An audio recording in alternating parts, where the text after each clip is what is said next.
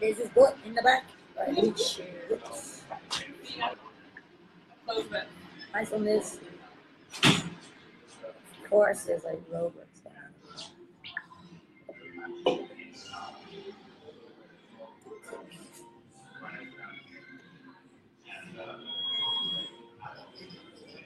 Oh, here we go. Ah, deadly. You can see it.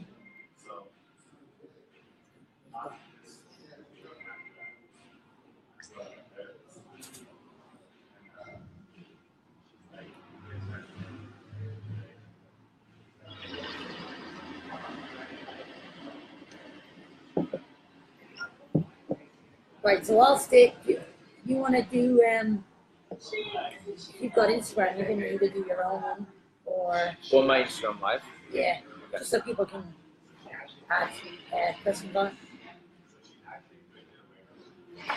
We stand it up against this, give phone some more advertising. I'm already wearing a t-shirt. Whoever just sent that package, sent that at the best time.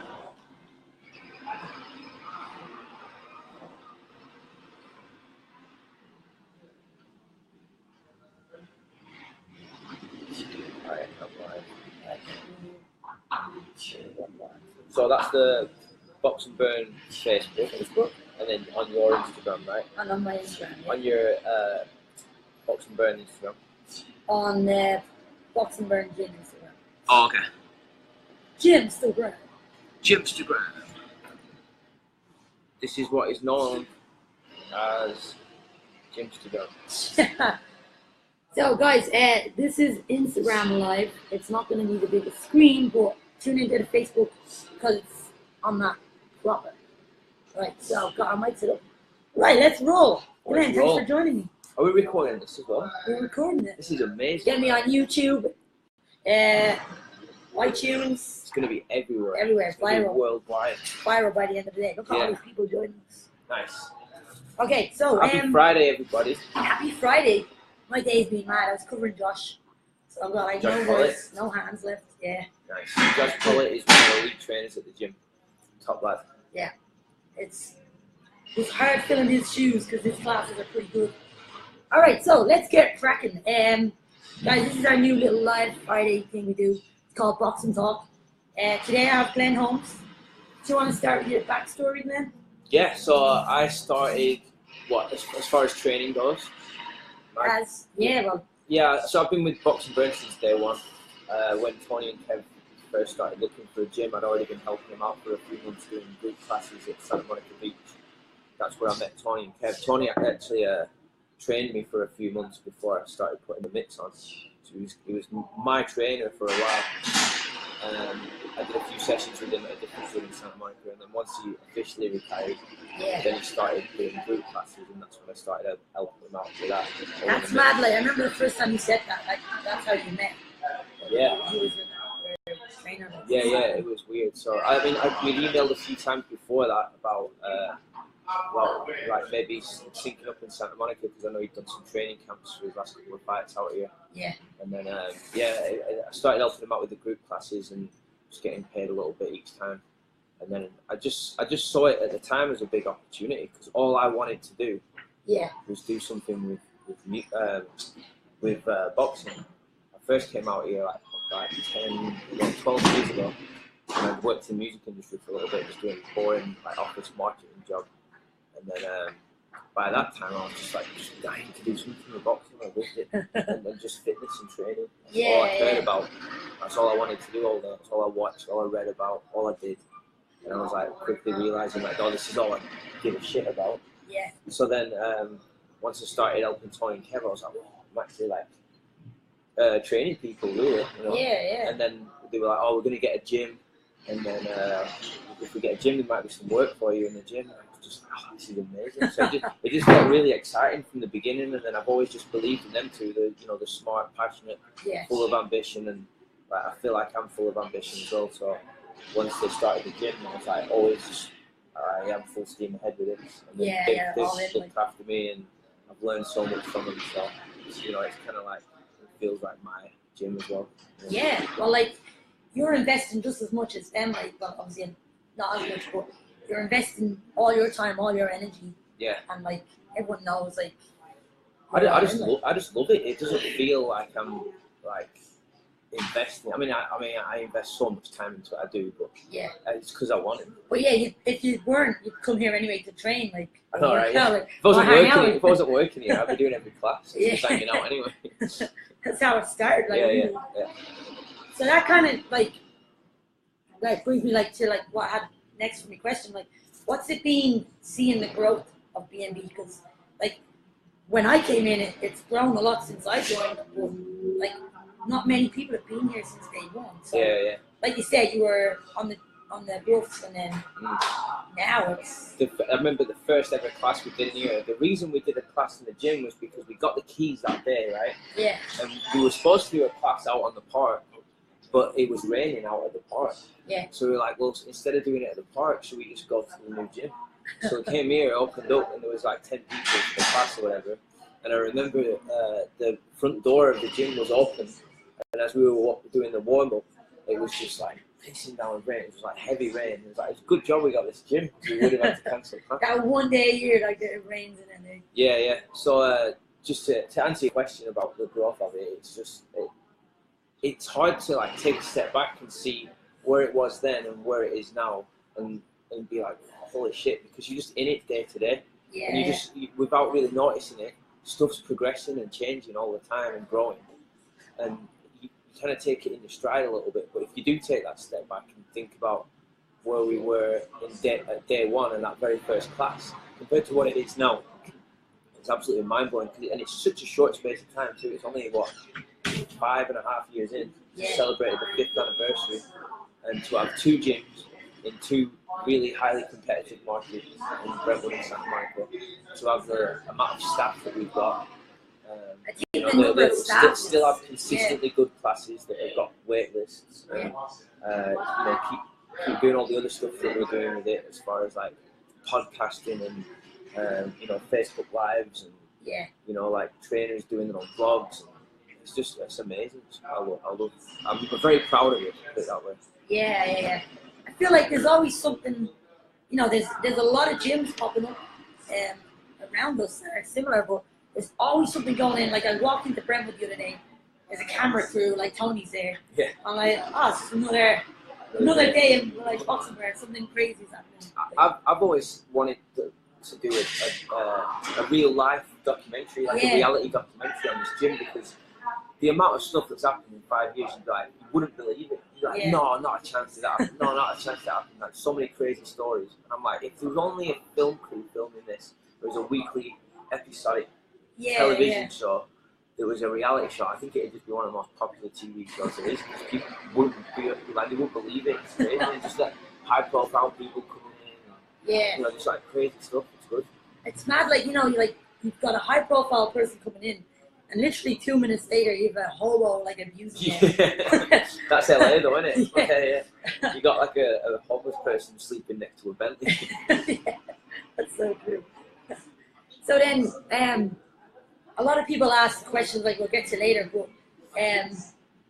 how something that stemmed off is that whole academy, and obviously you're co-creator, co-owner. Yeah. How are you feeling about that? Yeah, so anyone who doesn't know about the academy or is unfamiliar with what it is, it's basically a certification course that myself, Tony and Kev started 3 years ago, when we started thinking about the idea of like training up trainers and starting our own version of like a certification course. There's nothing really out there for boxing and fitness. There's plenty of certifications for strength and conditioning, and speed and agility and performance and all that kind of stuff, and personal training.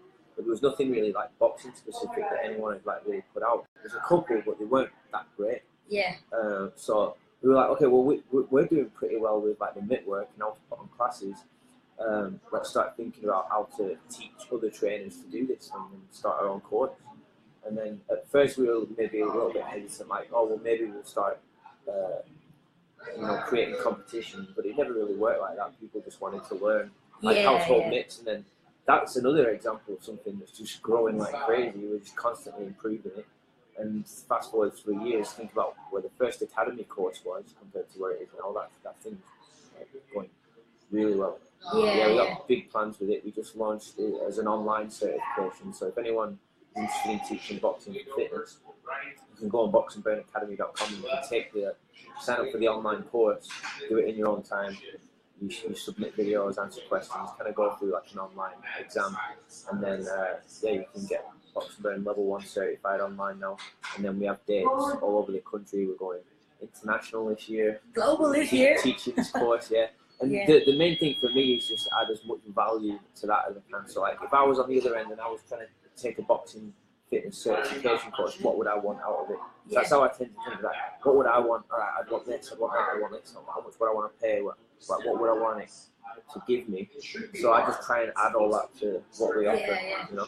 So it's going really well, and people love the courses. Like when we go out and teach, and we just came back from Chicago recently, a week ago actually, and then the feedback at that one was amazing, and people always love it. It's going good.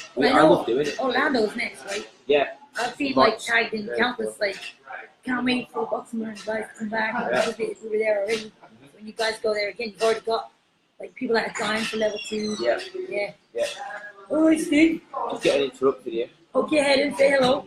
Special guest, yeah. Special guest. Surprise. Hey.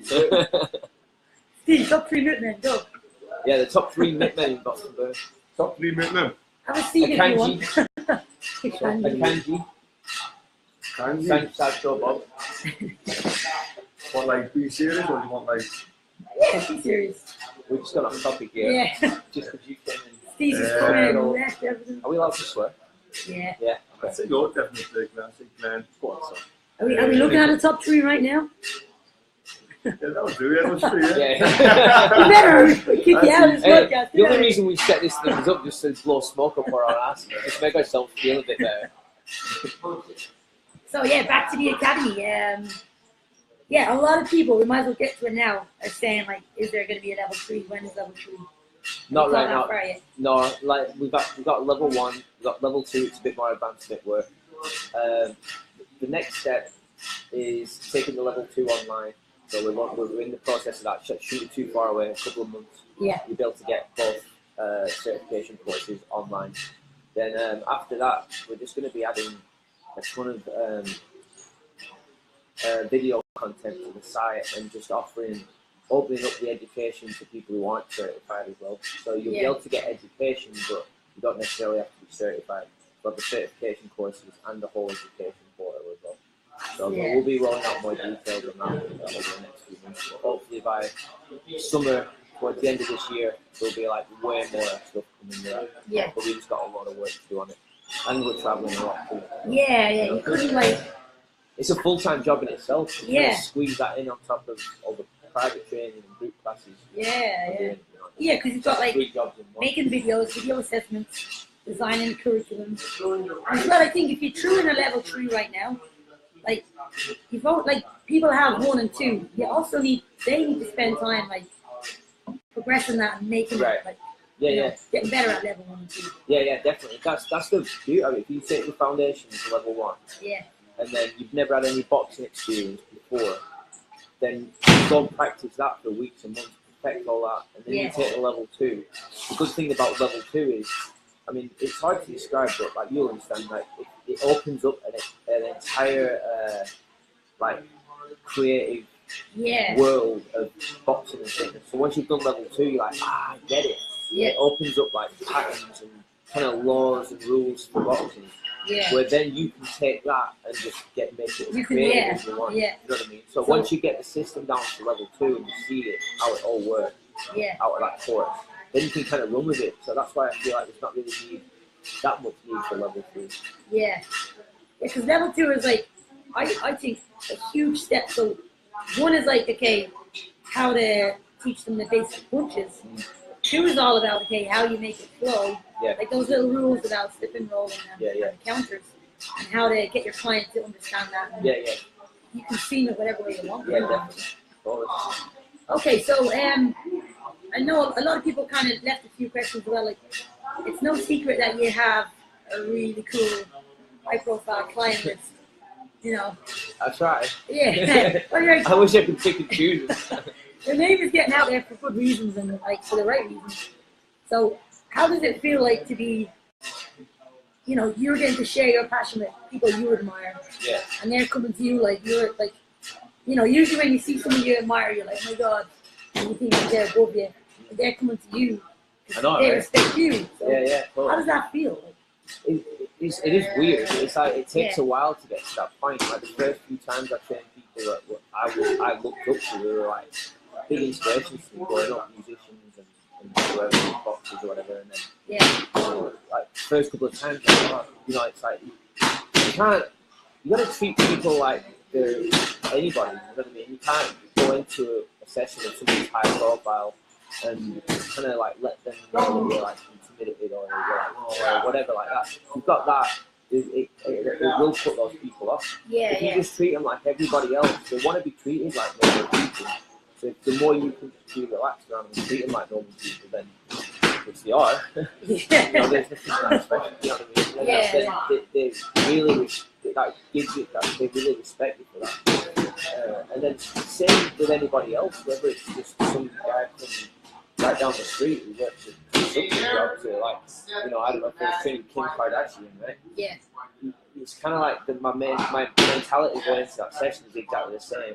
It's just make sure they have fun and they get a good workout and that you're nice to them and that you're likable, and they'll want to come back and they'll want to train with you and they'll have that respect for you. So. Yeah. But yeah, it's definitely tricky because the people that I train, like I looked up to them, and then it took me a while to realize. Like I was always feel like I was trying to prove like, oh, I'm a good trainer, please stick with me. I'm a good trainer, please stick with me. I'd love it if I could train you regularly. You know what I mean? Yeah. And then like we've been training with you for like a year regularly, and you still have that still like humility in you, like, oh, yeah. please stay with me, you know. And then it's only after a while, after a long time, you start to think like, oh, they really respect and like what I'm doing. You know what I mean? So they like kind of look up to you in a way for a guy who's on stuff like boxing and fitness and training, nutrition, diet, all that kind of shit. So, like you said, like they respect you and they're confident you know all this stuff.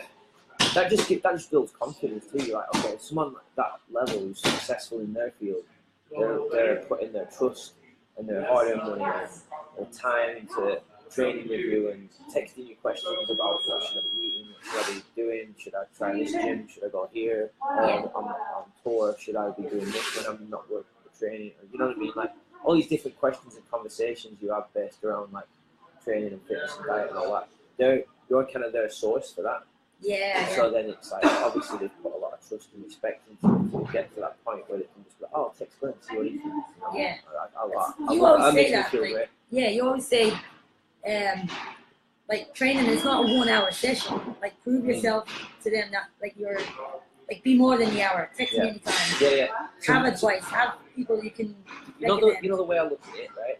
I just think this industry and this job, this role, is really important. It's a huge responsibility, and I just think like my main thing is to build relationships with people. Yeah. And long-lasting relationships, like lifetime relationships. Like I want to have a relationship with everybody that I train, who's put their trust in me and paying really good money for my time.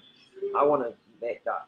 I take that seriously, and I want to build a relationship with those people that will last for the rest of their life. I want to be training, or maybe not even hands-on training, but still be guiding them and mentoring them or whatever. If I'm not the hands-on person training, but still be a source of support for them when they're like 75. You know what I mean? Yeah. Just like, to me, it's a lifelong thing. It's not just something that stops. It's like, I'm going to do some boxing fitness for a couple of months with Glenn, and I'm going to go do something else. Or, you know what I mean? It's like, not a trend. My goal is to build lifelong relationships with people, and it just happens to be that boxing and fitness is what has brought us together into that relationship, and it's just that's what starts it, and then it turns over time. They start to realize, okay, he can put me in touch with a nutritionist. He can put me in touch with someone who does physical therapy. He can refer me to an acupuncturist. He can tell me which gym to go to when I'm in London. You know what I mean? So I just try and arm myself with as much as I can.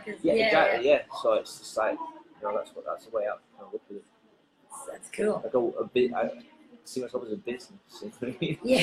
in the bottom line is that's what I am. So yeah, I think especially like compared to where we're from, like everything in America is like everyone is a business. Everyone has like a clientele. Yeah. Like brought the dogs to the dog groomer and they're like, you don't go in and take whoever's there. Like you get given you've got clients, and it's so strange. Like Yeah. you just chat to that groomer rather than to the store. Yeah. Everyone has like clients. There's that one Jay-Z quote where it says, "I'm not a businessman, I am a business man." Yeah, You know what I mean? yeah. So it's like when I started to see myself as a business, it took like a good year or two. Of just at first, it was just like, all right, I'm gonna do a session. I'm gonna do a session. What am I gonna do? Just focus on the session. Focus on the session. Yeah. Now it's like I'm really like experienced in doing sessions. So it's like I can kind of do that with my strides program and all that. It's like how do I look at it as a whole picture and start seeing myself as a business and what else can I offer? And the bottom line is just offer as much value as to that person as you can. Yeah. So then, like to go on from there, what is kind of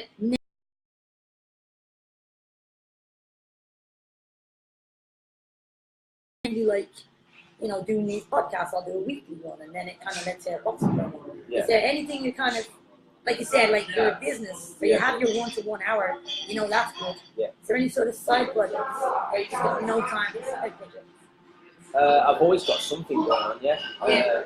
So Academy's huge. To me, I feel like I've got like 5 jobs in one. Yeah. So I have, the Academy's huge right now. It's taking so much of my time. If I'm not in the gym training people or traveling to off-site training people, I'm working on Academy stuff.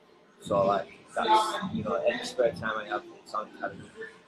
And then any spare time that's not behind the computer or I take in meetings for Academy, it's traveling to the Academy course. Traveling with the Academy. My goal, I think, over the next maybe like 12 months or so would probably be to try and start switching my ratio a little bit. So right now I'm probably like 75% private training, maybe 25-30% of my time academy. Yeah. And then whatever else is left is working for the gym. I'm building relationships. I'm doing a lot of stuff with Nike right now as well, which is exciting. And then podcasting and training and stuff like that. Yeah. And then obviously Right now you're very one-sided with Yeah. So I'd say my goal over the next year or so is to kind of shift that a little bit, maybe get to like the majority of my time spent with academy stuff. Well, as well, I think, like you said, like you're the perfect person to build relationships for the gym with, like if you do with Nike, becoming like a Nike trainer, and like pulling in those sort of brands. Yeah. So like less hands-on, more pulling in like. That's what I want to do too. Yeah. You know what I mean? Because I've been doing hands-on stuff and racking like 12, 14 hour days for like 6 years straight. Yeah. And with boxing and fits, it's not like you stood there with a stopwatch. No. You know what I mean? You're like in there running, getting your hands punched whenever it's highly physical and intense, and you got to focus on looking after your body and staying healthy. And then at the same time, you get sick, you're earning money. Yeah. You know, so you've got to work to earn money. Yeah. So the more you work, the more you earn. So that's More kind of you what work, I've been more you doing earn for it. like 6 years. I want to start working smarter. I do work hard, but I want to start working a little bit like smarter. If that makes sense. Huge blog about this topic, and it's big in my mind at the minute. And the reason I wrote this blog was because it was, and I've used the blog to kind of fuel my own ambition. Or where or how yet, but it's kind of it's written, but it's going along this topic of like managing your time and working smart. You know. Sometimes, like when you write a blog that you're passionate about right now, and there's a lot in it. Sometimes you start it and you steer off all these ways. Like, no, I've got to like. There's almost 2 or 3 blogs in here. Yeah, I get that. Yeah, it's interesting because we were in Chicago last weekend. And me and Tony were in Uber for like nearly 3 hours, right? Wow. Yeah, we had to go like 1 hour one way, 1 hour back the other way, and then 1 hour back the other way, right? So we're in this Uber for Uber. And then the woman that was driving said, you're like, this has got to be your biggest Uber ever, right? The most you've made an Uber ever. Yeah. And then she said something like, I work my ass off, and I'm thinking like, yeah, most people are like hard workers. So like, last week I drove for like nearly 7 hours straight to make $200. And she was like really excited about it, right? Yeah. And me and Tony like went, because we were waiting for the number. She's like, I drove for like 7 hours. We were like, damn, she must have made made like nearly $200. And we were like, oh, like looked at each other and went like, Yeah. oh. And she like worked and driven for 7 hours and got $200. And this is what I'm talking about. In her mind, like, I mean, based on where she's at, it's probably a lot of money for her. Right? Yeah, and yeah. that's great. I'm not knocking that at all. It's amazing that she's worked that long and she's earned probably the most she's ever earned in a day, like. Uber. Yeah. Right, yeah. But to me, it's this mentality of like, I've got to like work, give all my time, all the time to my job, and then it's like at the end of it, like, what have you got other than like some money or not that great money? I mean, if you're earning millions and you need to grind, then fair enough. Yeah, but, like, grind, but you're not actually building anything long term. You're just spinning wheels. Yeah. You're earning enough per week to pay your bills and paycheck, and then you grind, and then it's like pay the bills again, and it just becomes like that cycle. Yeah. You know what I mean? Yeah. So it's like you got to start thinking like how to use your time more profitably. Work. I'm still working, but instead of me being in there catching punches, I'm like taking a meeting with somebody, and that's leading to a relationship that's gonna build my business somewhere else. You know what I mean? So it's like more hours doesn't always equal more money. Like it does, but like smarter hours can also equal more money. Right. I mean, like at this point, am I going to take a session and someone's going to come in and be like, oh, I'll pay you like X amount for this session? I'm more of the mindset now, like, all right, I've only got 2 hours right now. Yeah.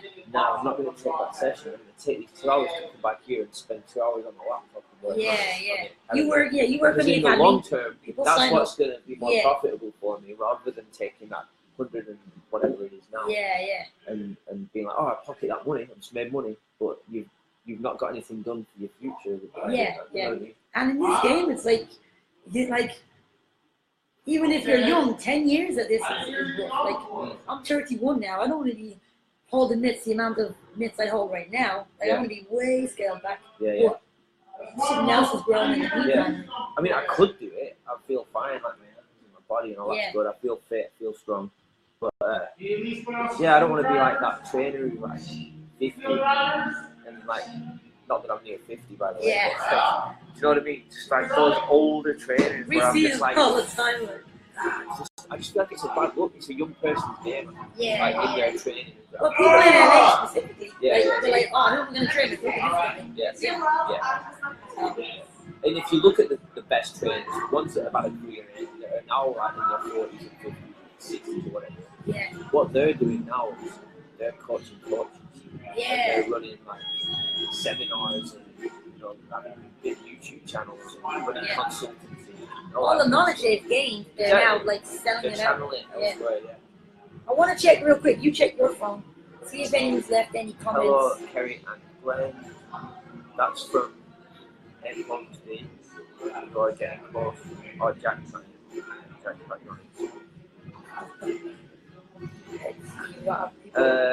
Craig. What's happening, Craig? What's happening, Lorna? Lorna's from your neck of the woods. Oh, yeah, Lorna. Shout out to Forward Films. Great company. Is Baby Jack on it? Baby Jack was on it. He released his album yet? I know, right? That's great picture.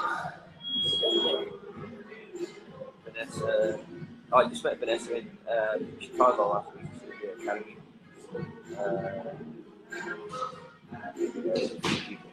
Let's get some questions. Yeah, man. We got Money, Glenn Holmes in the house.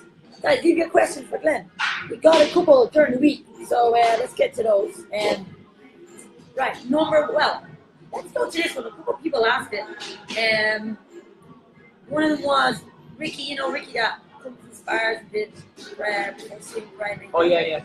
And then Pamela D, one of our members. Yeah. What motivates Glenn?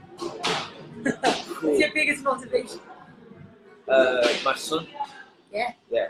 That's the biggest motivation right now. I feel like everything that I do is for his future. Yeah. It sounds really cliche, but it sounds cheesy as fuck. It's true. Yeah. You don't know that. Like, why am I trying to be successful and earn all this money and like grow businesses and train high profile people and take meetings and grinding.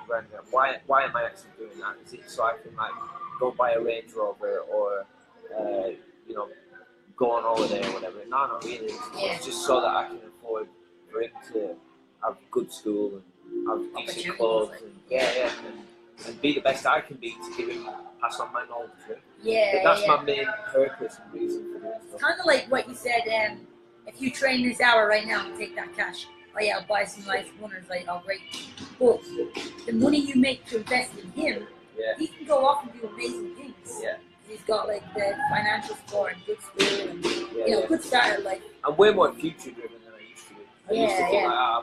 Fuck the future, whatever. I'm only here for now. I might die tomorrow. You changed a lot when you was born. Yeah. I still a little bit like that. You know, like just for now, have a good day today and just think about today and tomorrow and focus on what's immediately ahead. Yeah. But there's always a little long-term picture going on in the background. If it comes to, I'd say, like taking a risk, and maybe not. Yeah, I'm not going to be as wild. Yeah. Still live for today, but like, hold on. So, Shark wanted to know, what's your top 3 qualities as a fitness trainer? My top 3 qualities? What I see in myself or what I would look for in somebody else? I'd say your opinion on what is best. If I was hiring a trainer. Yeah. Well, what would you look for? I think the first thing is like I have to like them. Yeah. You know, I have to be able to get on with them and like the personality and be like compatible.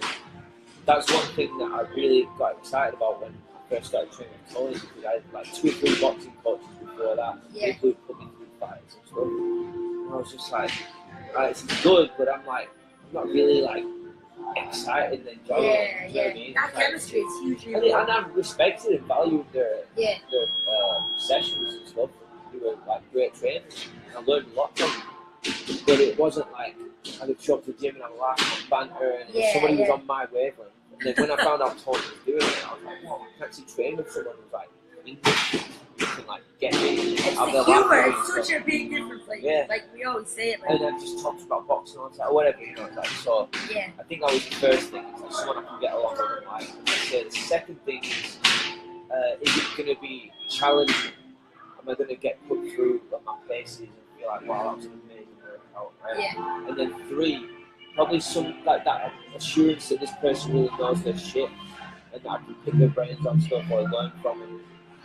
Or they're going to educate me in some way or another and I'm going to learn something out of it. Yeah. So I have a trainer now, Moses, who's at the gym. He runs the HIIT classes here, and that's exactly how I think about when I train with him. It's like I get on with him great. You know, like we're really like similar as far as like philosophy on training and how I approach it all. 2, it's always a really hard, challenging workout. And 3, I always learn from it. I always learn like something about whatever we're working on and show me and teach me something. I'm like, I didn't think of it that way before. Now I can think of it this way. You know what I mean? Why are we doing this? Okay, I get right. So I learn from it.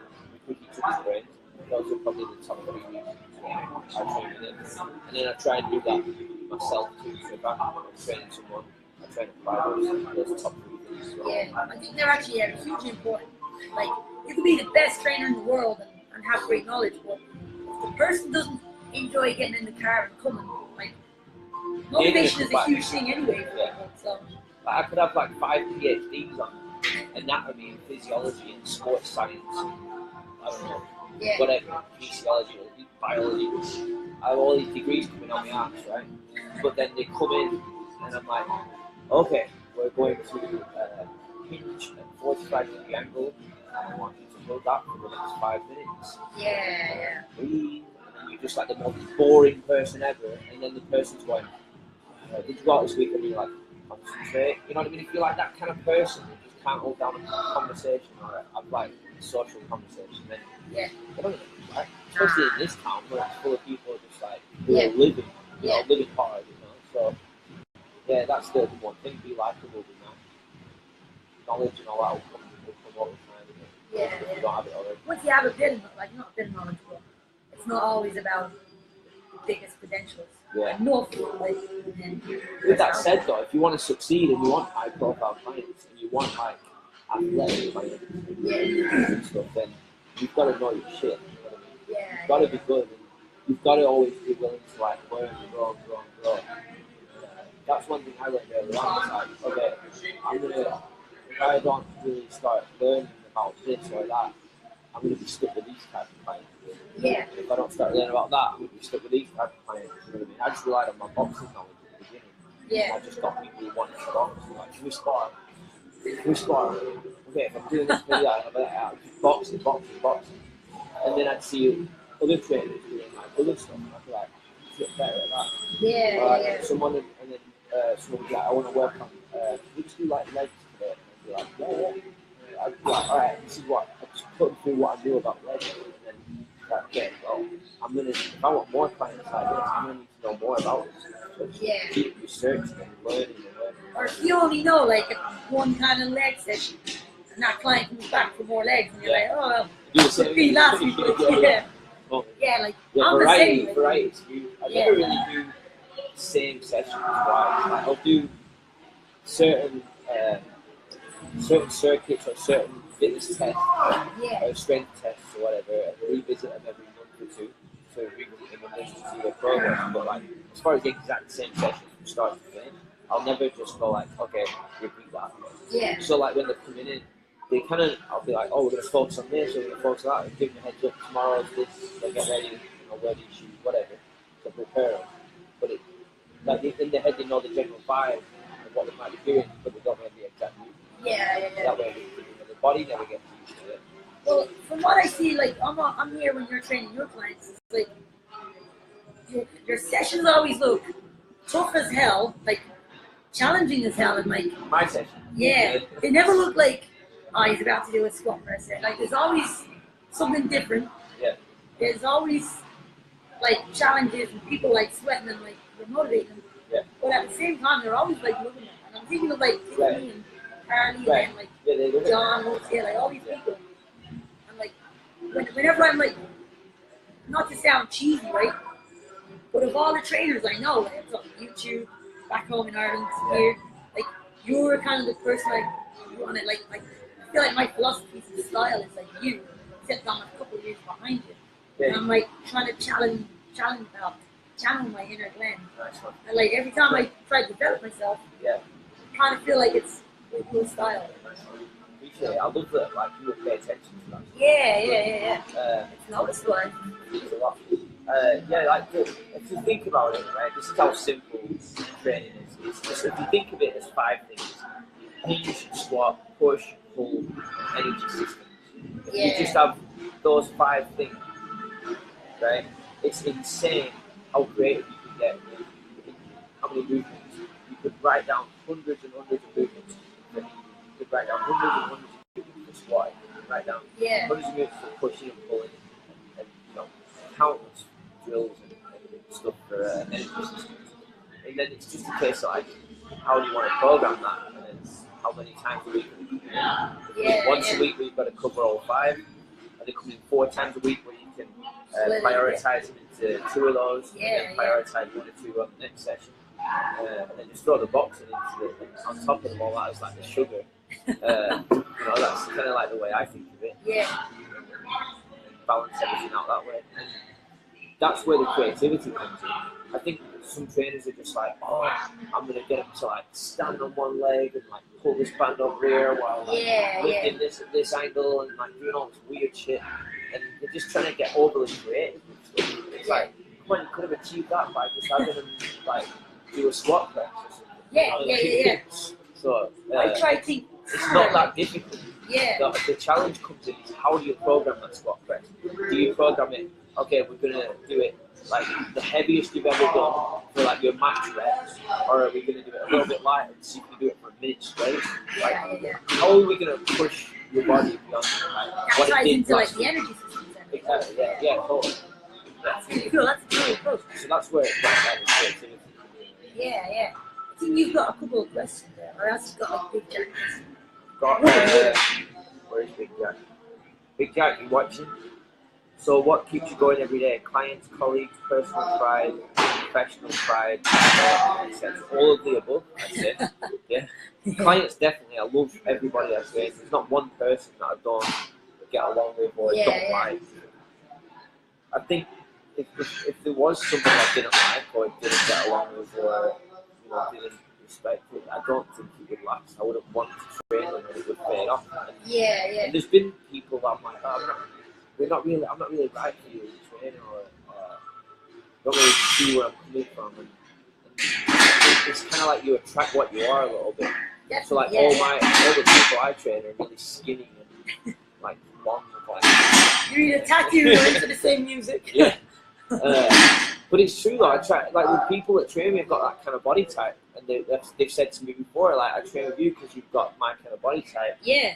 I want to train like how you train. Yeah. So they know you know what it needs. What it likes to take. Like, Yeah.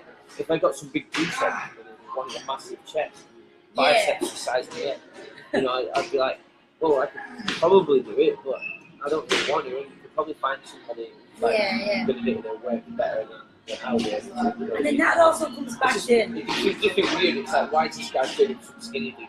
Yeah. Like biceps the size of Yeah. It looks strange. Like people walking and be like, that's so strange. But then that also kind of comes back to if you've got a client, you're like, no, we're not really like. I could train you, but like neither of us really like. It's just pure business. Like your hour could be well more spent, like invested in somebody. Yeah. And there's gonna be a million other people that can train this guy. Yeah, exactly. So it's like I've been doing that. Yeah, Joe Buckner.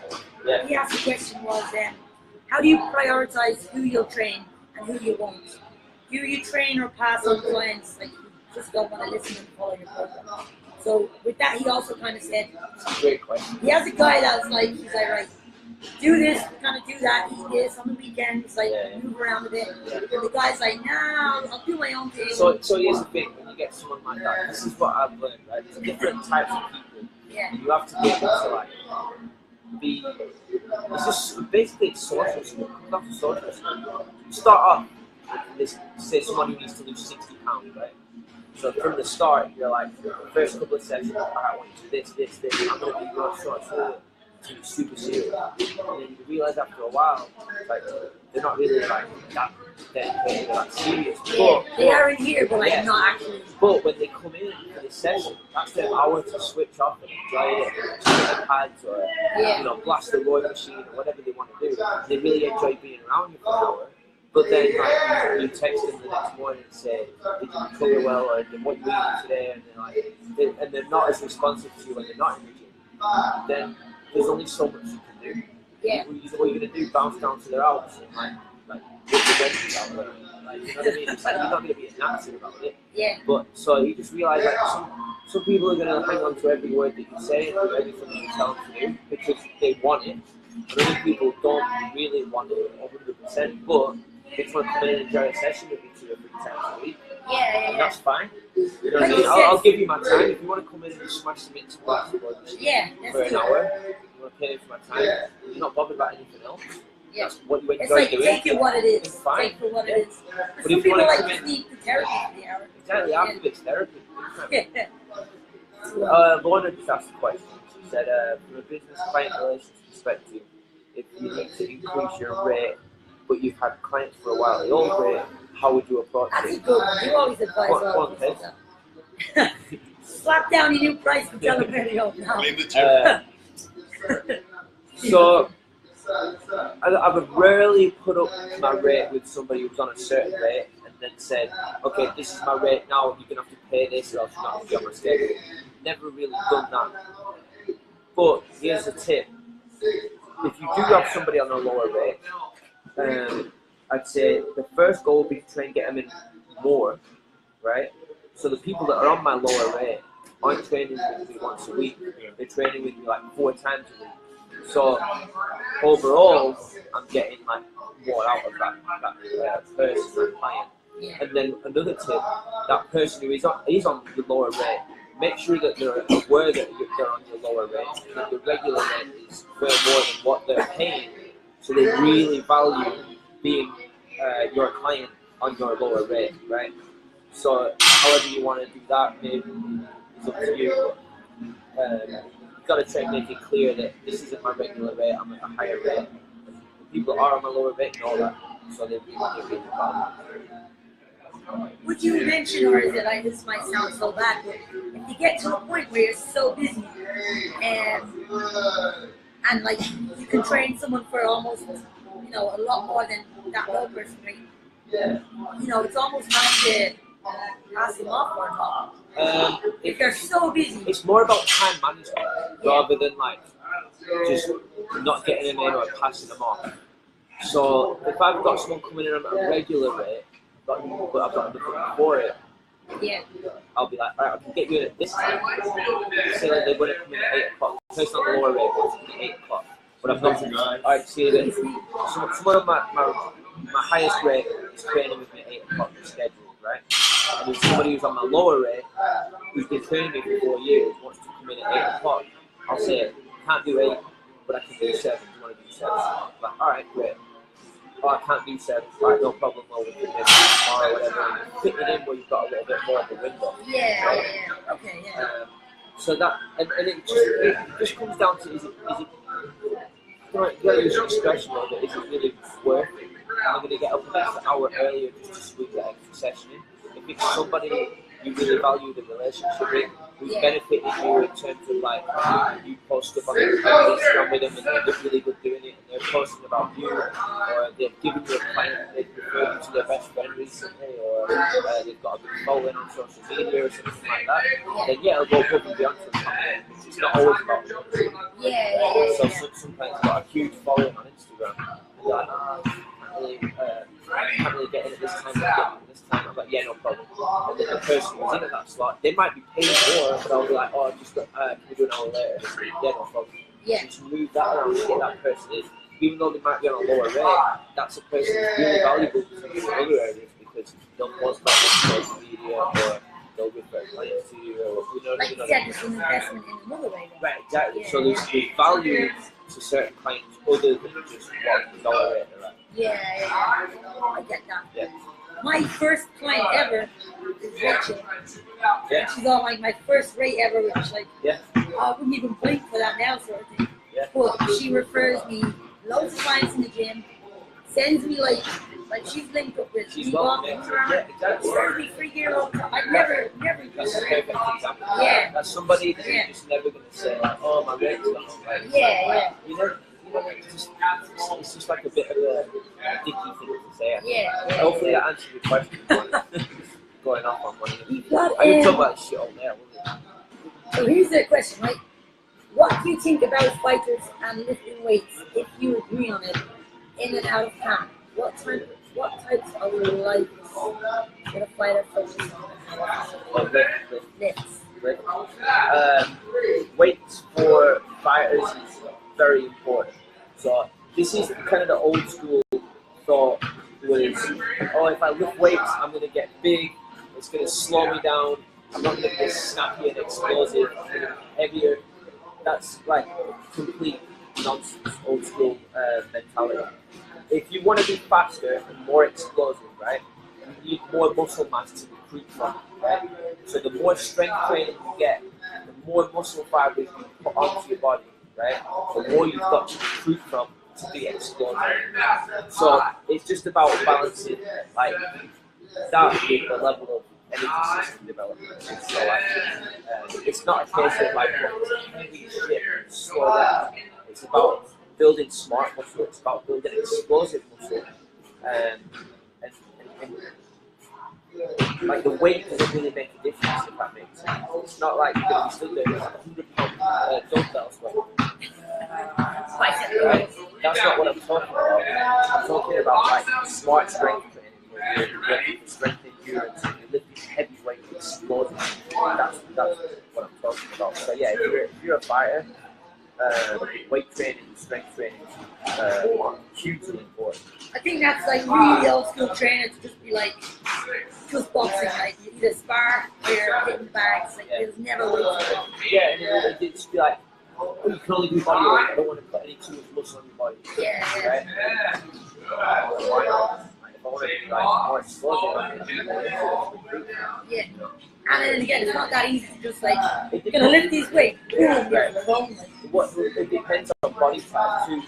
If you've got like a person who's a leader, Will struggles to get muscle. So like myself, my lips are like really long, my muscles are very long. It takes me like real heavy weight and a lot of strength to see muscle grow.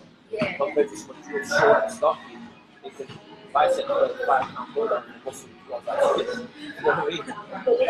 So it depends on body type and metabolic rate, like fitness levels and all that. There's a lot of variables to consider as well.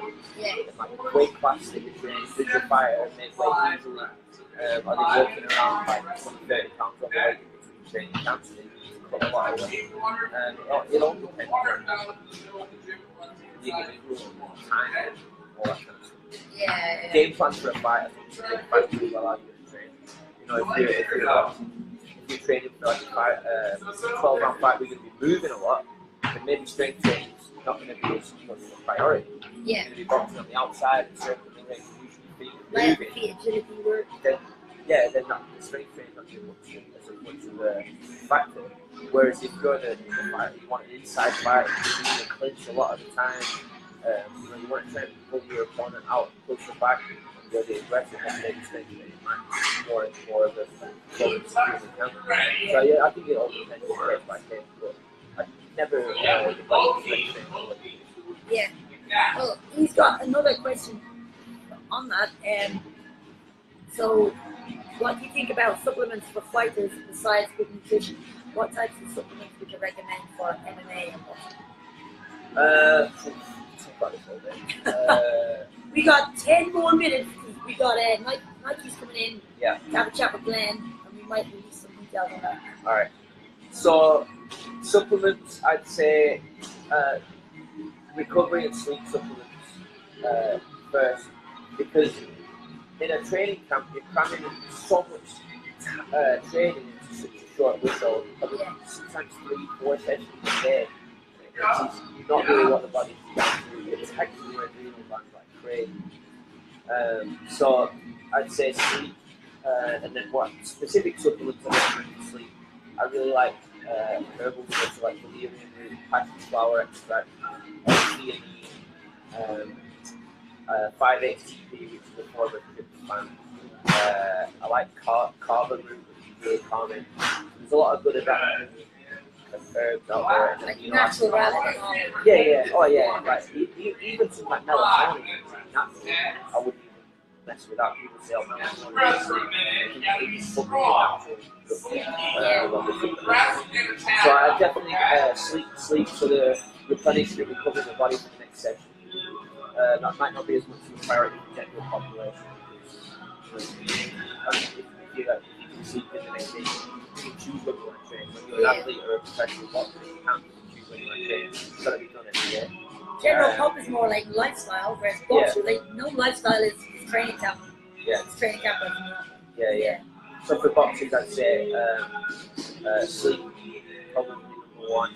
I'd say joint tendon health, muscle repair number 2, just because it's so impactful on the body. Like, tons of sparring, tons of running, heavy strength days, explosive movements. It's a huge impact on your joints, tendons, bones, ligaments, muscles, repair. For joint and tendon health, there's plenty of good tendon stuff out there, like there's a huge there's an antioxidant called astaxanthin, which is actually what gives salmon its pink colour.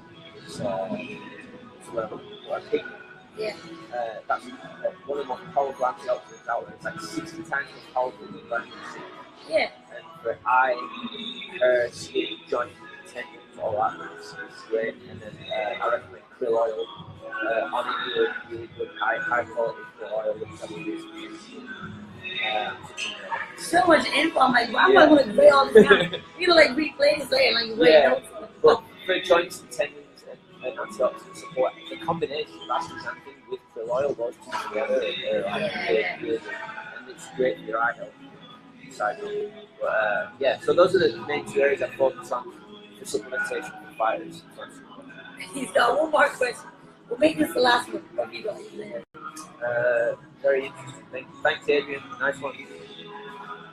And I don't know this. Yeah, I don't know what it is. Do you have any books you can recommend that would aid a fighter in any way, such as nutrition, working out, and mindset? Sorry for all the questions. Don't be we love questions. Yeah, more questions there. Yeah. Rip, are you a fighter? Are you a fighter? Rip's asking questions all about Yeah. what fighters do. Yeah. It's good actually if you're a fighter, if you're a trainer or if you're a trained fighter. I'd say books. There's a great book that kind of sums everything up into one overall picture of the whole thing.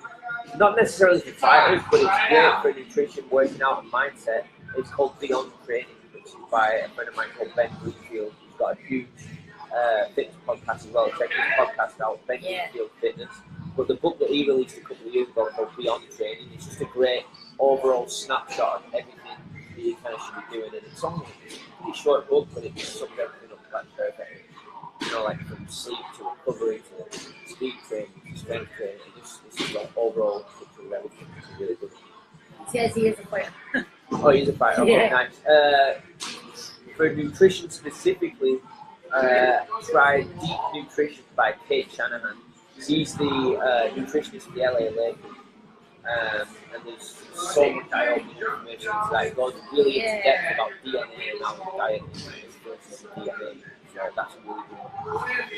There's plenty of podcasts and stuff out there about that. Yeah. Well, if you want to, because we're going to log off in a second, but if you want to, Glenn, give your website, Instagrams, anything at all where people can follow you. I've been blogging consistently now for the last few months. And those all get posted at glennholmes.net. I try and share them on my Instagram as well. If you go to glennholmes.net/blog, all my blogs are on there. So I'm talking about training, benefits, boxing, trying to talk about nutrition and stuff like that. Yeah. Mindset, all that kind of stuff. Like the whole. Yeah, just write whatever I'm thinking about at that time. So stamina through nutrition. A little bit.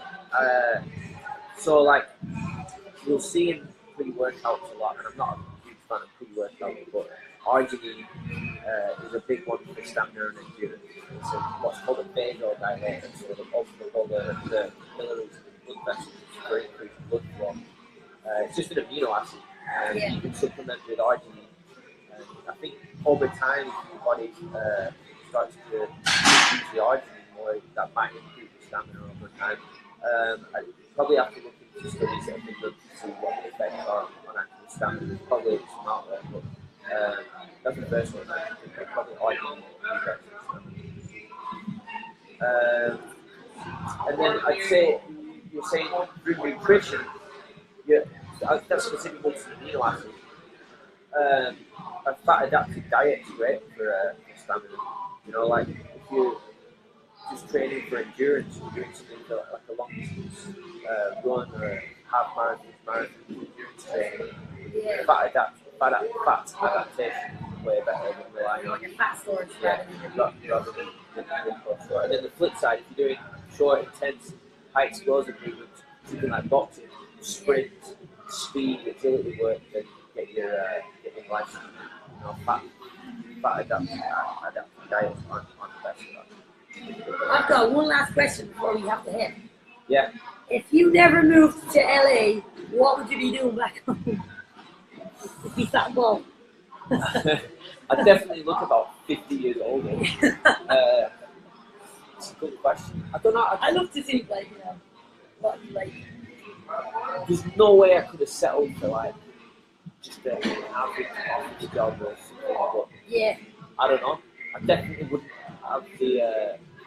I don't think the opportunities would no, I don't know. Yeah. I can't even think about it. It'd be cool if you could see what it would be like and then not be there. Yeah. I probably would have ended up in the city. I'm from Blackburn, which is a small town in the northwest. Super old industrial town. And it's about 30 minutes from Manchester, and every weekend I'd be getting a train to Manchester just because I wanted to be in the city. Yeah, so I'd probably be based in Manchester or London. Definitely be based in the city. Maybe something with some capacity, I don't know. Fitness training. I've always just like kind of followed what I want to do. Like, Yeah. I hate doing shit I didn't want to do. It's like what we always say is find something you do for free and then you figure it out and you get paid for it. Yeah, definitely. Well, Glenn, thanks for coming in. Alright, thanks for having us, Kes. Thanks everyone for tuning in. We'll definitely have you again. There's a lot of information inside here, and obviously a lot of people are asking a lot of questions here. If I make the course, can I come with the training? Yeah, of course you can. Let me know. Send me a message. Yep. Nice one, Glenn. Thanks everyone. Peace out. Peace out. I might keep that on there. Yeah. Keep it on there? You can keep it on there. Yeah. Hit end and then hit share. Yeah. Good questions coming in here.